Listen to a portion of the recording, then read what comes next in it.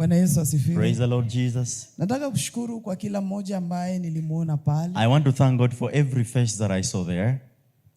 Na kuna wengine hawakuweza kufika lakini niliona jinsi walijitolea. And there are some who did not make it there, but I appreciate how you sacrificed yourselves.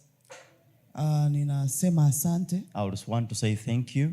Asante sana. Thank you so much. Sababu unatakaga kwanza kuona watoto wako. Because the first thing you want to see is to see your children come first. Kwa hiyo nashukuru kwa kila mmoja. Therefore, thank God for each one of you ambaye aliweza kufika that made it to the event yesterday. Nashukuru Mungu kwa sababu Mungu amekuwa mwaminifu. I thank God because he has been faithful. Kwa kila jambo ambalo Bwana anatenda. And in everything that he does. Nashukuru kwa sababu ya hichi kitabu, Maisha Mlima Usioweza Kuepukika. Life is a mountain that can never be avoided. Ni kitabu ambacho nimekiandika kwa muda mrefu. It's a book that I've written for a very long time. Kuna wakati ambapo nilikuwa nimekaa nje usiku. There was a time I was spending my night out. Na nikawa natazama mawingu, natazama nini. And I was observing the skies and everything that happens in the night. Alafu mambo yakaja ndani yangu. And then there was call it revelation that came in me. Nikaanza kuangalia maisha jinsi yalivyo. And I began to observe life the way it is. Niliolewa nikiwa mdogo. I was married a young woman. Mdogo kabisa. Very young. Nikaangalia safari ya maisha. And I began to observe the journey of life. Nikaangalia vile niliolewa na tumaini likubwa sana. And I observed the way when I was married with a lot of hope. Kwa nchi yetu. In my own country.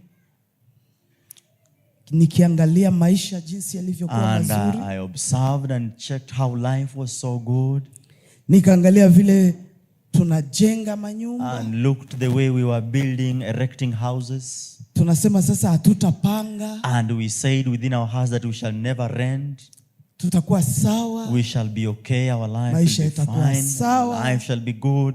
Lakini siku moja. But one day, kila kitu kilipotea. Everything disappeared. Kila kitu kilipotea. Everything got destroyed.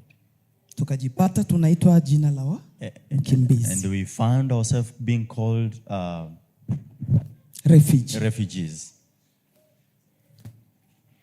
Kwa hiyo nilipokuwa nikikaa hapo usiku, therefore when I was sitting there that night, nilijifikiria sana. I really thought so deeply. Nikasema kuna siku ambayo singesema nitalipa nyumba. And I said that in my heart there was a day I said I will never rent again. Nilikuwa najua watoto watamaliza shule, watapata kazi rahisi. I knew that my children shall accomplish their schooling and have good jobs. Nikajua maisha yako sawa. I knew that life was good. Lakini kumbe maisha, but suddenly life ni mlima, is a mountain usioweza kuepukika, that cannot be avoided. Bwana asifiwe. Praise the Lord. Hapo ndipo nilipata kichwa cha hii neno. That's the moment when I got the headline of this book. Sema maisha, that say that life ni mlima, it's a mountain that cannot be avoided. Lakini nikaangalia kuhusu mlima jinsi ulivyo. And I try to think the way a mountain is. Ndio unapanda kwa kutoa pumzi. Yes, you're climbing up with struggle. Unapanda kwa hali ambayo hauna kujisikia uko sawa. Yes, you are climbing up and you don't feel well about it. Lakini katika huo mlima, but in that mountain, unakuaga kilele cha kilele. There is always the top of it.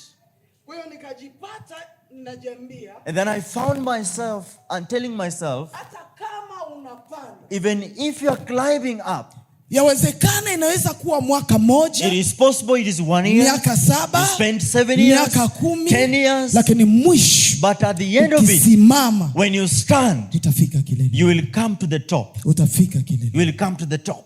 Kwa hiyo nikakuja kuelewa, and therefore I came to understand, pamoja na kupanda, together with climbing up, Mungu atuachiliage. God does never forsake us. Ipofika Kenya. When I came to Kenya. Kuna mtu leo akifika Kenya. There's someone today when he comes to Kenya. Akipata shida siku mbili. When he finds 1, 2, 3 problems. Anasikia anachukia anakimbia. And he hates the area and runs away. But here I am. Nilisema Mungu. I said God. Sababu liniruhusu kukanyaga Kenya. Because you allowed me to come to Kenya. Neno lako linasema. Your word says. Mahali utakanyaga. Wherever you shall step. Mimi Mungu nimekupa. I God have given you.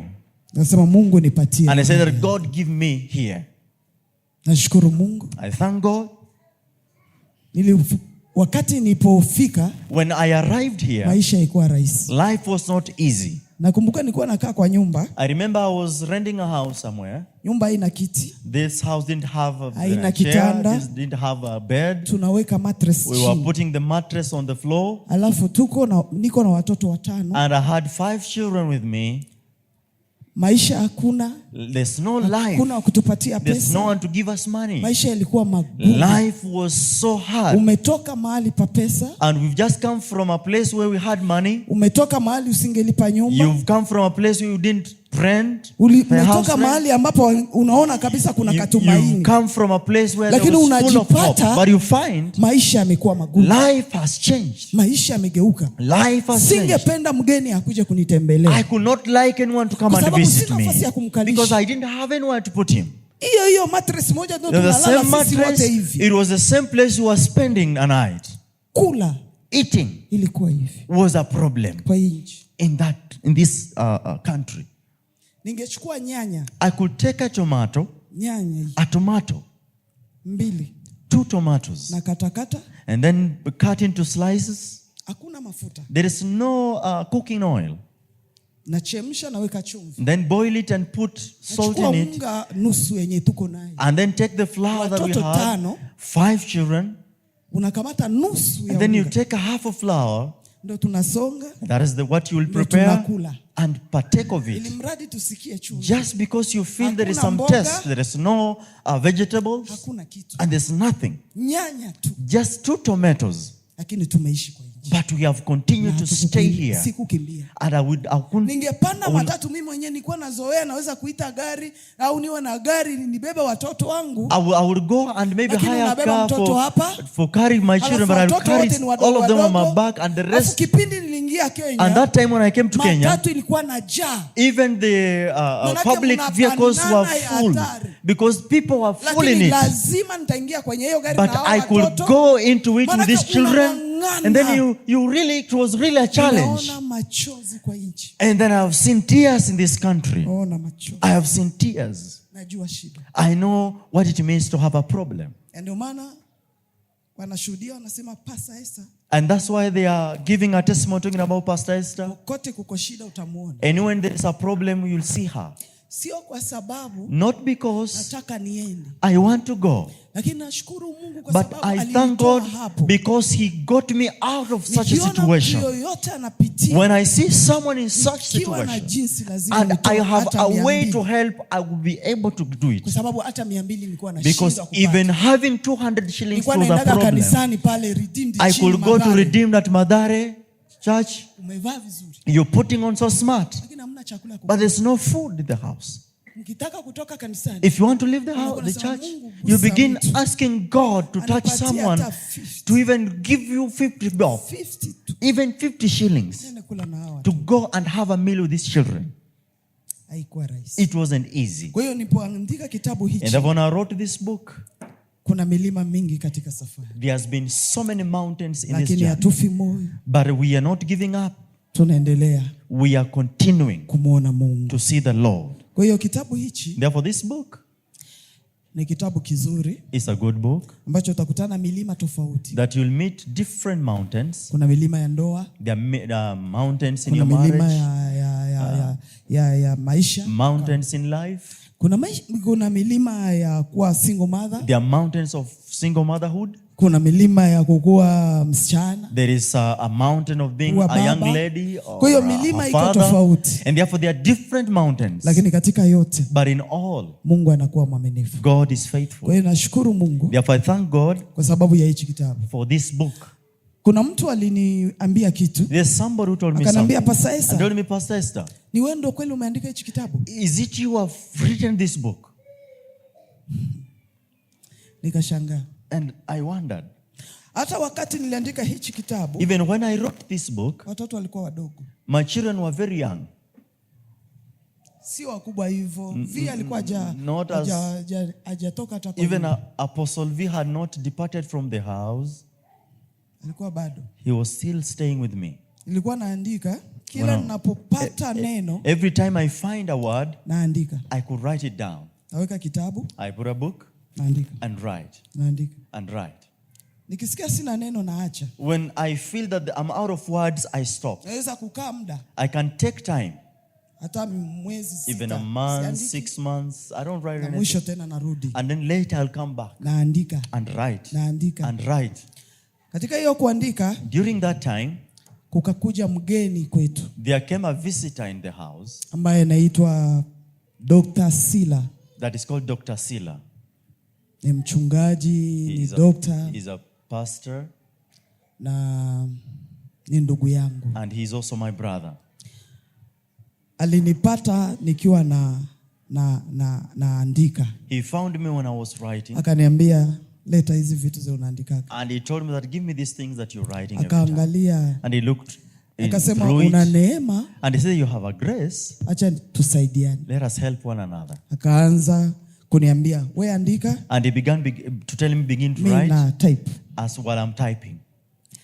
Wewe andika. Write down. Wewe leta tu mawazo yako. Just bring your thoughts. Kila wakati nikikaa. Every time when I sit down. Najaza kitabu. I could fill my book. Tukasaidiana. And then we helped one another. Lakini kila kitu. But everything. Nimeandika. I've written it here. Nimeandika. I've written here. Bwana asifiwe. Praise the Lord. Na saizi. And now. Kitabu kimejaa kingine. There's another book that I've already written that is full. Ambayo inaitwa Safari ya Ndoa. That is called The Journey of Marriage. Safari ya Ndoa. The Journey of Marriage. Ni safari ndefu. It's a very long journey. Ni safari ndefu. It's a long journey. Ambayo ninaandika. That I'm writing.